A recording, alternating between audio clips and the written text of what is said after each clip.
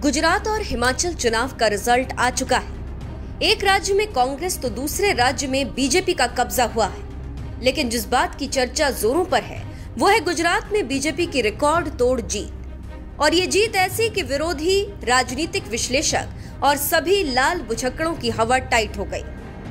कोई कुछ सोच ही नहीं पा रहा। लेकिन इसी बीजेपी की जीत पर अब AIMIM सांसद ओवैसी ने बयान जारी किया। ये वही ओवैसी हैं जो गुजरात में हिंदू मुसलमान करने गए थे और अपनी हर सभा में मुसलमान कर रहे थे, लेकिन कुछ हासिल नहीं हुआ। वहीं ओवैसी ने हार पर एक निजी चैनल से बात करते हुए बड़ी बात कही और मोदी पर कटाक्ष किया। जी हाँ, लोकसभा सांसद और AIMIM के अध्यक्ष असदुद्दीन ओवैसी से इसी कार्यक्रम में जब गुजरात में पार्टी की हार पर पूछा गया तो उन्होंने अपने विचार रखे।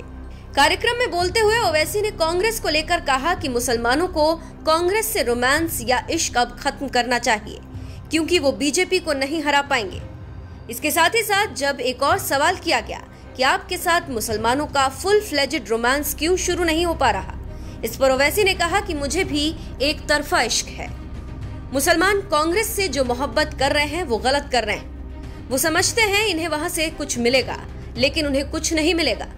मुसलमानों के दिमाग में खामखा ये बात डाल दी गई है कि वे बीजेपी को हरा सकते हैं। बीजेपी इसलिए जीत रही है क्योंकि उसे ज्यादा हिंदू वोट मिल रहा है। अब वो कांग्रेस और आप तो रोक नहीं पा रहे हैं। मुसलमानों के लिए आप बलि का बकरा बन जाइए, लेकिन कब तक? उसके जिम्मेदार हम कहाँ हैं? हमारी मोहब्बत तो जारी रहेगी, मरते दम तक हम मोहब्बत करेंगे, क्योंकि आशिक को लोग याद रखते हैं कंसिस्टेंसी की बुनियाद पर, और हम अपनी मोहब्बत में कंसिस्टेंट हैं। इसी के साथ एक बड़ा सवाल आया जिसका जवाब मीडिया में वायरल है।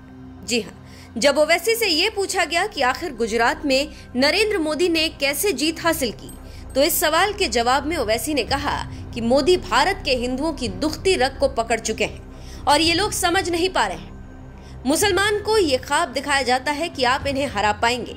आप मोरबी घटना को ही ले लीजिए। मोरबी में 140 लोग मर गए, लेकिन बीजेपी जीत गई। बिल्किस बानो के रेपिस्ट को जिसने संस्कारी कहा वो जीत गया। ये चीज हमें समझने की जरूरत है। आज नहीं तो कल हम समझेंगे जरूर। जान प्यारी भी नहीं, जान से जाते भी नहीं। तो आप समझ सकते हैं कि ओवैसी ने क्या कहा और क्यों कहा। जानकारी देते चले कि राज्य की 182 सीटों में से 156 सीटों पर कमल खिला है। गुजरात में ये किसी भी पार्टी का सबसे अच्छा प्रदर्शन है।